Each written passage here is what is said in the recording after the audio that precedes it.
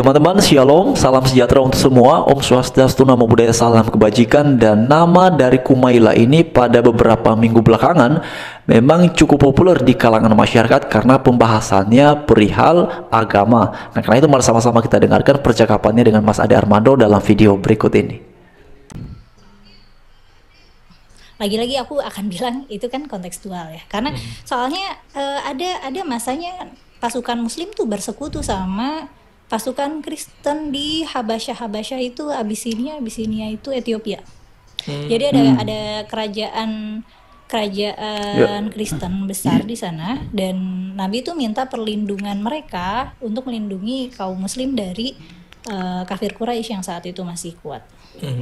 Ya, saya rasa itu cerita yang cukup terkenal ya. Artinya saya sering dengar bahwa memang Nabi ketika itu, ketika umatnya itu mengalami penindasan lah ya oleh kaum kafir Quraisy, dia menyuruh dianya sendiri nggak ikut kan? Ya, dia suruh umatnya, sahabatnya untuk hijrah ke ke Ethiopia, Habasyah. Dan Habasyah itu adalah sebuah kerajaan Kristen, Nasrani. Iya. Ada kerajaan Kristen yang besar di sana. Dan ditolong kan? Diselamatkan. Dan tetap ketika itu Raja Habasyahnya itu Nasrani. Iya. Jadi bukan orang yang kemudian memeluk Islam gitu. Tidak ya. Jadi emang orang Nasrani. Karena mungkin secara political power kan saat itu Nabi masih lemah, dan kerajaan yang di Habasyah sana udah established lebih besar gitu. Dan lebih kuat secara militer. Tapi ini sebuah boleh nggak ini dianggap sebagai bukti bahwa sebetulnya antara Islam dan Nasrani itu tidak bisa disebut sebagai musuh abadi? Nggak bisa. Enggak ya? Enggak, karena faktanya tidak begitu. Kalau misalnya kita mau bawa ke Indonesia, Bang Ade ngerasa nggak sih ada ketegangan antara umat Muslim dan umat Kristen di Indonesia? Bisa jadi itu akar konfliknya karena kan gini, sebelum Islam dan Kristen masuk, kita kan udah punya agama sendiri nih, agama adat gitu, agama kliniknya orang dulu lah gitu.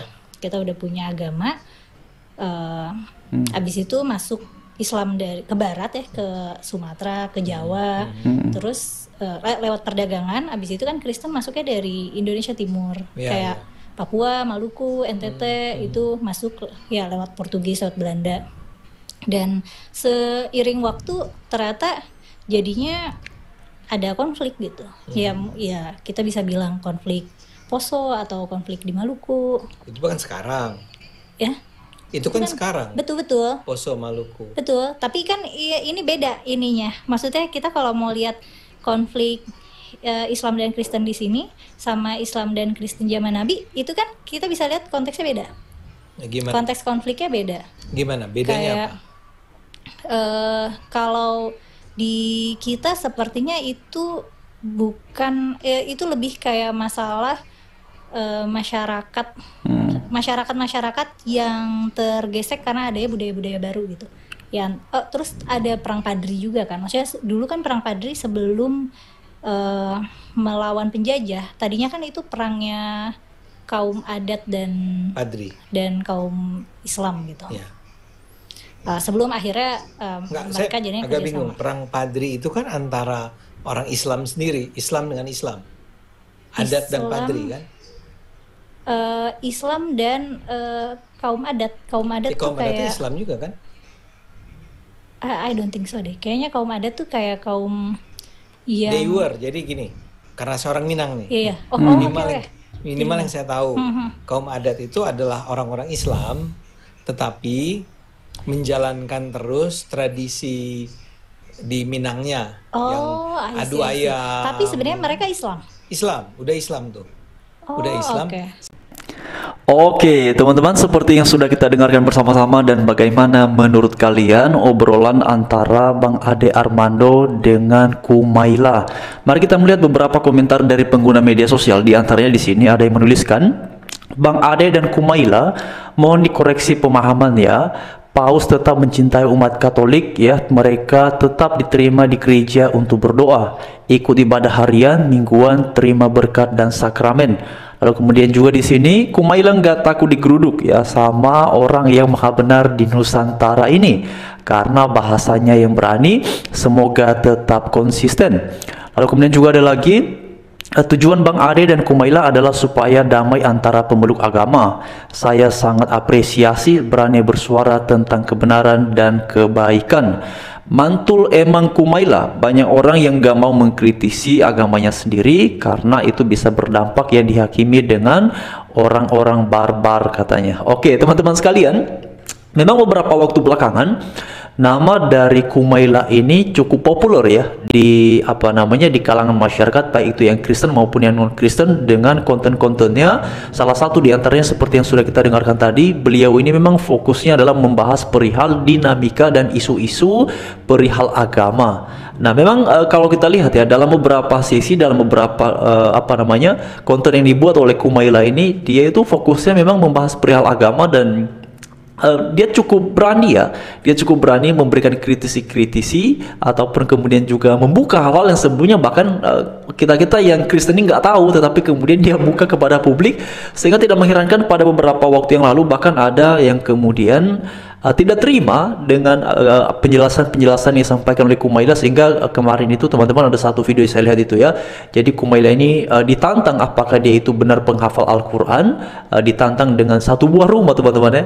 Jadi itu ada ramai juga videonya itu. Jadi dia ditantang apakah benar Kumaila itu adalah penghafal Al-Quran ataukah bagaimana. Nah ternyata ada video yang memperlihatkan Kumaila ini memang pada dasarnya menghafal Al-Quran. Tetapi oke lah, itu kan untuk mereka-mereka yang memang beragama Islam, silahkan, itu kan menjadi dialog di internalnya mereka. Tetapi pesan-pesan yang disampaikan oleh Kumaila ini ada yang sifatnya adalah pesan-pesan yang bersifat universal, pesan-pesan yang umum. Dan salah satu pesan yang kemudian saya lihat dari penyampaiannya adalah Kumaila ini peduli sekali perihal keharmonisan antar umat beragama di bangsa kita Indonesia. Bahkan tadi juga dia sempat berbicara mengenai nampak seperti ada ketegangan antara penganut agama Islam dengan Kristen di Indonesia.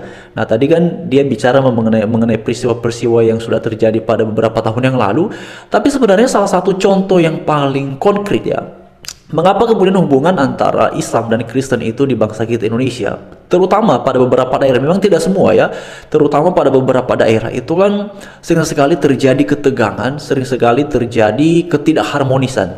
Ini bermula, saya melihatnya begini teman-teman, ini bermula dari adanya pelarangan-pelarangan ibadah, pembubaran-pembubaran ibadah, hingga kemudian aksi-aksi penolakan gereja yang diekspresikan dalam berbagai bentuk, termasuk aksi-aksi demo untuk menolak pendirian gereja, menolak pelaksanaan ibadah, bahkan juga melakukan pelarangan pembubaran terhadap kegiatan-kegiatan peribadatan umat Kristen. Nah, hal-hal ini yang kemudian membuat adanya ketegangan, ketidakharmonisan antara saudara-saudara kita yang beragama Kristen dengan saudara yang kemudian beragama Islam perihal situasi-situasi intoleransi yang seperti ini.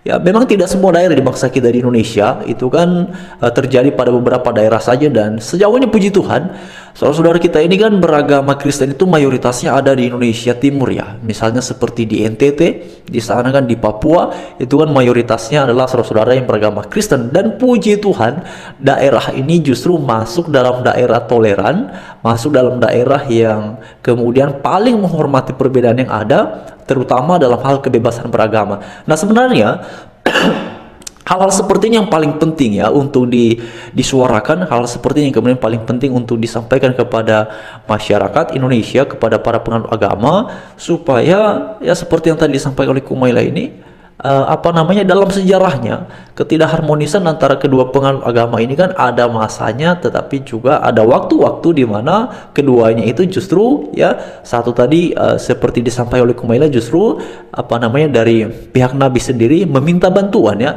kepada Raja Nasrani, ataupun tadi istilah yang dipakai itu Kristen ya, ataupun Nasrani tadi ya, yang kemudian digunakan istilahnya oleh Kumaila. Tapi begini teman-teman sekalian, sebenarnya di dalam keyakinan beriman Kristen ya, istilah Nasrani dengan Kristen itu dua hal yang sangat berbeda sekali ya, terutama dalam pemahaman teologis. itu Kristen dan Nasrani itu tidak sama ya. Jadi bila ada teman-teman yang kemudian menuliskan di kolom komentar mengenai Nasrani ataupun Kristen, teman-teman saya pernah bahas ya mengenai apa bedanya Kristen dan Nasrani. Silakan teman-teman bisa melihat di video-video kita sebelumnya. Tapi sebenarnya informasinya itu sudah banyak sekali ya. Perbedaan Nasrani dan Kristen itu sudah bisa kita searching ya, di mana saja kita sudah bisa dapatkan informasinya. Tapi poinnya begini teman-teman sekalian, yang paling penting adalah ya, meskipun kita di bangsa Indonesia ini berbeda agama, berbeda keyakinan, ataupun kemudian dalam hal-hal beriman kita tidak sama, ya apa sulitnya menghormati orang-orang yang kemudian tidak sama keyakinannya dengan kita, tidak sama berimannya dengan kita. Sederhana sebenarnya ya. Untuk orang-orang yang selama ini nampak masih aktif ya melakukan pelarangan pembubaran ibadah, dan teman-teman memang puji Tuhan ya, sekitar dua minggu belakangan ini belum ada ya pelarangan ibadah, belum ada ya pembubaran ibadah, puji Tuhan. Tetapi satu hal yang kemudian tidak bisa dipungkiri, ternyata sampai saat ini bahkan berdasarkan penjelasan dari Mas Permadi Arya, masih banyak gereja yang sulit sekali mendapatkan izin dalam hal pembangunan. Bahkan juga ada gereja-gereja yang tidak bisa dipergunakan. Jadi gedungnya sudah bangun, sudah selesai, tapi kemudian tidak bisa dipakai karena adanya penolakan dari warga sekitar ya. Dan ini yang kemudian menjadi harapan kita bersama. Bagaimana bisa kemudian keharmonisan bisa terjadi kalau ketidakadilan ya, kalau kemudian hal-hal pelarangan, diskriminasi, persekusi terhadap pemeluk agama lain masih terjadi di bangsa kita ini, dan tidak bisa diabaikan bahwa orang-orang yang kemudian melakukan perbuatan tersebut ya, kita tidak bisa pungkiri mereka kerap kali menggunakan ya identitas keagamaan yang mereka anut manakala mereka melakukan tindakan-tindakan intoleransi itu. Karena itu kita berharap sekali semoga pemerintah ya, Pak Presiden Prabowo Subianto dan juga Pak Gibran sebagai Wapres memberi perhatian terhadap hal ini.